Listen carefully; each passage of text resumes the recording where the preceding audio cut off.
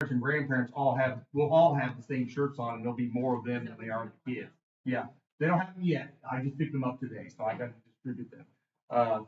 In fact, I had a couple people stop me. When's our shirts gonna come? And we will do a second order of those booster shirts for some of the coaches that got their stuff turned in late. So that number will go up of what we were able to make via fundraiser, and that's going to help offset some of the cost of our program, stuff like that. So, but $1,100 I didn't think was bad just for a shirt fundraiser, and all it does is have the team logo on the front, nothing on the back for each of the teams.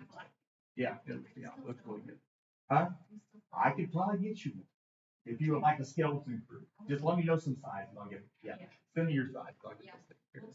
Yeah, we'll talk. Yeah. Also, I haven't got the forms out yet, but we've had a lot of requests already for our midsummer season program. The applications deadline is July 31st. That program runs from the 1st of August to mid-September. It's a short 6-week program. But again, we've already had requests from people when those forms are going to come out so they can participate in that. Each year that program keeps getting bigger and bigger and bigger. I think we had almost 200 kids play midsummer last year. That was after our regular season was over with. So I'm sure we'll surpass 200 this year. We'll see how that goes. Looking forward to it. Going back to our sponsors, I think I mentioned this before, but the check came in, I think yesterday or today from the Community Foundation. The Licklider family, they have one of those funds there. And this is the 3rd year in a row. I didn't reach out to them. They reached out to us and said, what can we do to help? And they're helping offset the cost of some of the kids that can't afford to pay and play, and also helping purchase some additional cleats and also some additional gloves for our exchange program. So they sent a check for $600 from the Community Foundation. So $450 will offset the cost of the kids that can't afford to pay and play, and the rest will be used to purchase some gloves and stuff like that. Do you have any thank you cards? Not yet, but I'll create a thank you letter and stuff like that. Yeah, absolutely, I can get a thank you card. We'll do that. Absolutely. So, but the Licklider family is a great family, and I met with Bill Barnes today, and I'll talk about that in just a little bit about some other opportunities too that we can get through them. So, so that's kind of cool that they were able to do that. One other thing, our soccer clinic is coming up on June 16th, 17th, 18th. Nancy Totten's coming back. I think it's either our 5th or 6th year. I've got to look at the records. It's always in the mornings from 9 to 11. She brings her soccer team over, and it's always a really good turnout. $25 gets them a shirt and gets the instructions. So those forms are now available. They've been posted, and we'll get them out, some flyers out in the stores and stuff like that, so people can get out and participate in that. Still working on a softball camp, possibly a baseball camp. But we're not too far away from organizing soccer and organizing our Little League volleyball program. I've had people ask about those already too, which is great. I'm glad they're eager to get that information to sign up. And our soccer program, obviously, we partnered with the Jefferson County Soccer Association. And our volleyball program last year, we had 9 teams playing at Southwestern Elementary. So, and I'm working right now with some sponsors so we can purchase a new netting system for one of the 2 courts that we'll be using over there, but we'll be donating that to the school so they can use it, we can use it too. So, but I've got several people that are interested in helping support and sponsor that. Sorry. Turn on my phone. We do have a benefits volleyball tournament, not volleyball, co-ed softball tournament coming up. Brandon Eubank reached out, and apparently his wife's aunt had passed away, and they're going to do a fundraising co-ed softball tournament out here at the park. And he is working with Colin Toller, who you're very familiar with, who ran the co-ed league for a long time. That's going to be on Saturday, July the 11th here at the park. And we'll get a lot of information about that. They're going to try to raise some funds to help offset some of the costs of the funeral expenses and stuff like that. And I also asked him if he would organize a tournament that would benefit the park in August, and he agreed with that. So it kind of in exchange for them using it that one time, we're going to have another one in August. And Lori Ryder and Colin Toller are working on a co-ed softball league to try to get that going. It'll start after our season's over with, so it doesn't conflict with anything.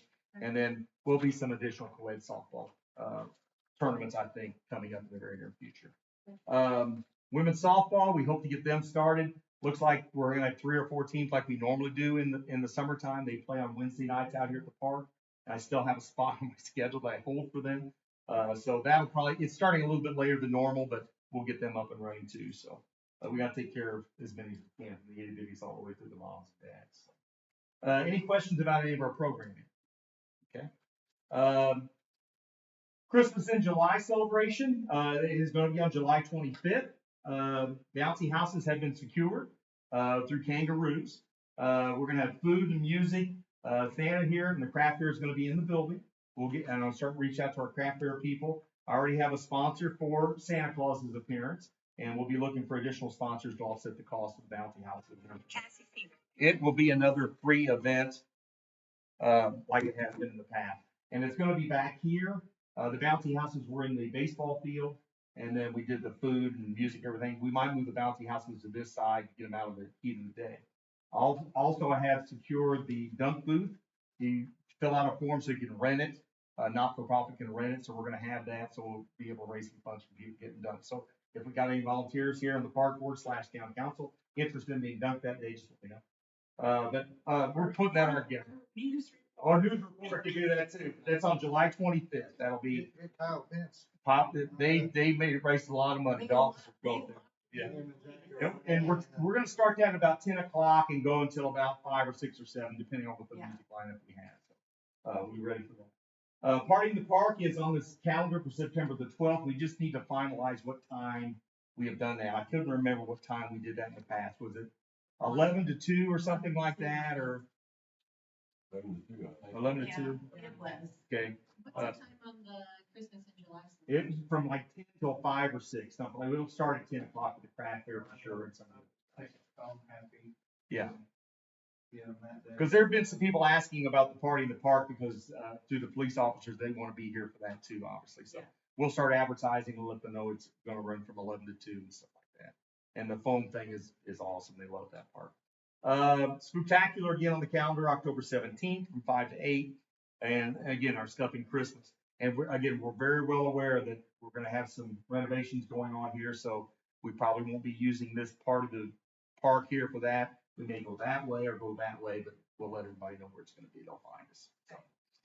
We did 11 to 2. 11 to 2? Okay, perfect. All right. Might as well stay consistent with it. Yeah. It works.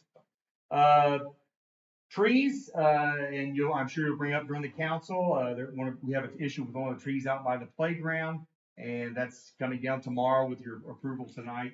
It has been fenced off, so nobody can get close to it this evening, but it's the big one, sycamore tree out here by the playground, which is going to eliminate all of our shade there for that playground area. So me and Debbie have kind of talked a little bit about potential shelter houses popping up and stuff like that. And I'll mention that in connection with another conversation I had today. Southwestern and the tennis courts, I had a meeting with Jill Myers this Thursday to start the dialogue, to let her know what we've done in the past and what they are aware of we've done in the past to help offset the cost of the stuff that we need to do with that.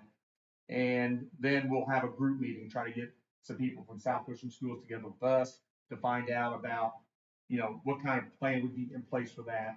And then Debbie even suggested some other things that we can do together for other things we want to do at the park, working with the schools, which I think is a great thing. So, and I'm sure they'll be willing to do it. But I'm going to meet initially with Jill Myers, the superintendent, on Thursday. She's awesome to work with, by the way. Senior activities. We still have our senior meals going on every Friday.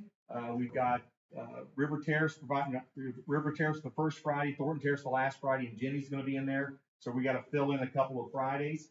We're going to fill in with the senior meal. I think one of the seniors is going to take care of that the following Tuesday, not this Tuesday, but next Tuesday. So if somebody's interested in cooking at some point and it fits in their schedule. Cody, do you think you could help me like one Friday, you and Truba? In July. In July. Yeah. Let's cook out. Yeah, let's do our employee thing that we never did. Okay. Employees bring a dish, remember? Yep. And there's 5 Fridays in July, so that would work out perfect. Yeah. Same, just hot dogs and chips. Yeah. So you guys just decide when you want to do that. Okay. Maybe I think the 31st is the last Friday of the month. I think I'm not positive, but that would work out great. So, yeah. Because we never had our employee thing. Thing on my grandfather's thing. Okay. Sure. And it can be any of those Fridays in July. Okay. Normally the 1st and the 4th are taken care of by River Terrace and Thornton Terrace, but we can figure something out. So that'd be great. And the seniors would love it too. And speaking of the seniors, I met with Bill Barnes today from the Community Foundation. Great gentleman. I've known him for a long time. We got to sit down and talk. And the reason he was here today was to talk about our senior programming, what we do out here at the park. He wanted to know the activities we have, but he's also involved with the Ohio Theater. And they have some dollars set aside that are going to go to the Ohio theaters to try to bring that up to snuff. Now, if you haven't been in the Ohio theater recently, or the restrooms are still down in the basement. Right. And so that's one of the big drawbacks of having senior activities and programming in there because nobody can get down the demo steps. But the plan is to try to alleviate that with some dollars we're going to have. And his thought was if we had that taken care of, would our seniors and other seniors be interested in coming down there maybe once a month for a matinee movie or something like that? Or I said, absolutely. Because they're always looking for something to do. Sure. And I told him, I said, we always take the seniors to Lights Under Louisville. That's our annual trip. We go to Lights Under Louisville and we go to Cracker Barrel. And he said, well, how do you get there? I said, again, we work with South Bushland Schools right here. And we could probably do it with Thornton Terrace or whoever to get them there. So that was his purpose of stopping by today, which was awesome. He wanted to get a feel of everything was going on. Of course, I told him everything else was going on too. And when she came in, Debbie came and talked about the tree, I started talking about shelter houses. And coincidentally, it's the grant cycle has just started for the community foundation. He said, well, write something up. He said he would even assist. And I suggested a couple shelter houses. So if we get one, we're doing all right. But with some locations over there and stuff like that. So it was a very great conversation with Bill Barnes today. And I think he's excited about working with the community and the seniors and everything else out here. Because they've helped a lot. So to help write that grant up, because I got into it to look and we got to submit a letter with it. Could you write down sometime who those shelter houses would be? Right. Like tennis team, could go here. If you could give us that kind of stuff. Absolutely, and it's going to benefit because we've lost the one sycamore tree on this side already. That shade is going to be gone right there. We don't have any over on this side. No, there's no shelter houses on this side. Right, yeah. And when we did the renovation on building 3, we took away half that shelter. Yeah. Who would Who's going to benefit? That's gonna benefit grandparents too. Absolutely, absolutely. And the T-ball field is going to be right there. We're proposing to put one really close to that. So our field of dreams So and stuff like Cody's that. got two people that he's gonna reach out to. Okay. To get us. Yeah, absolutely. So he's working on that. Yeah. But Bill said, yeah, give me some information. So Right. they're willing to help. The application process is pretty Yeah. But You wanna help me with it? yeah, not too bad. And he asked me Well, to, I'll let you do in support of the Ohio Theater thing, he's gonna send me one of them form letters. I'm gonna doctor it up and send it back. But absolutely, our seniors would be interested in participating. And I'll say something to seniors too back there. Just to let them know there's gonna be opportunities to go to a movie or something, anything, because they have all kinds of activities going on down there. Which is, they run that organization very well, the You Ohio know, Theater. the difference between Madison Senior Citizens and Hanover. Madison Senior Citizens has a Facebook page. They do all kinds. We don't have that out here. I mean, we've got the park thing, but you can't be expected to put all their stuff on it. Right, and we share a lot of seniors with them down there. Yeah. And they actually, of course, Morgan and Nate does a great job with their trips, and a lot of our seniors go on those trips. Don't you? So they're benefiting too. I mean, Yeah. If I count them almost are. But they have quite the Facebook page. Yeah. Phone happy's a done deal. Phone Happy's in, They said they'll come down. and they'll bring music too, because they always have music with them. But all in all, again, great conversation with Bill Barnes today, and I think, it's gonna benefit us in the long run. I think that is all in my notes. The parking lot, the way I understand, I talked to Debbie today, is gonna be done after our season's over with, I guess. Maybe to do some of the preliminary stuff, so that's why we've got gravel out here for our temporary ramp to get up Has here. Rick talked to you? I've talked to him, yeah. Okay. I'm trying to keep them all updated Okay, on the She rest. called me one time, I haven't got. to Emily call her Patton, back I've yet, talked to but- her, Okay. Try and keep them updated on what our restroom situation. Right. Yeah, that's what she's And worried about. You guys noticed the cracks on the path between fields 2 and 3 over here. That's the original path we did. There's a lot more of them. That's- And so I don't know if when Sedan comes out, we can have them look to see what they can do. That's parking lot. Yeah. Have them see if they, because there's you got tree roots, you got water and everything else. It's just, that used to just be gravel when I started here. It was a gravel path. Yeah. That was the first one I think was paved. Yeah, so they come over. Yeah, have them look to see. Because they need to patch their. Yeah, seat patch or something, yeah.